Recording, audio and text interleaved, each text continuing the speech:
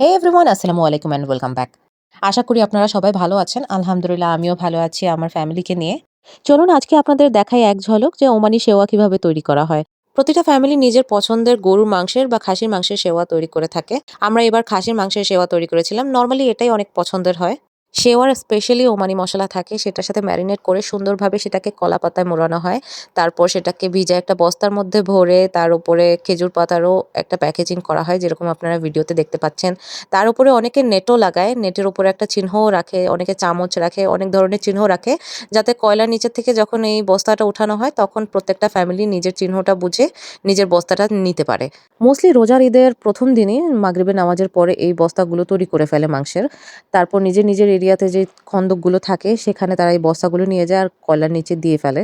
তো অনেক জায়গার তন্দুর থেকে এটা বের করে ফেলে ২৪ ঘন্টা পরেই। বাট অনেক জায়গায় আছে যারা কিনা ৪৮ ঘন্টাও রাখে। আমাদের এটা আমরা ৪৮ ঘন্টা রাখার পরে বের করেছিলাম। আবার অনেকে আছে যারা কিনা নিজের বাসায় বাড়ির সামনে মাটি খুঁড়ে তন্দুর তৈরি করে রাখে এই সেওয়া বানানোর জন্য। বাট যাদের বাড়িতে নেই তারা এরিয়াতে যেই খন্দকগুলো থাকে সেখানে দিয়ে থাকে নরমালি। আমরাও দিয়েছিলাম আমাদের এক আত্মীয়র খন্দকে এটা। তো আজকে পার্সেলটা চলে এসেছে।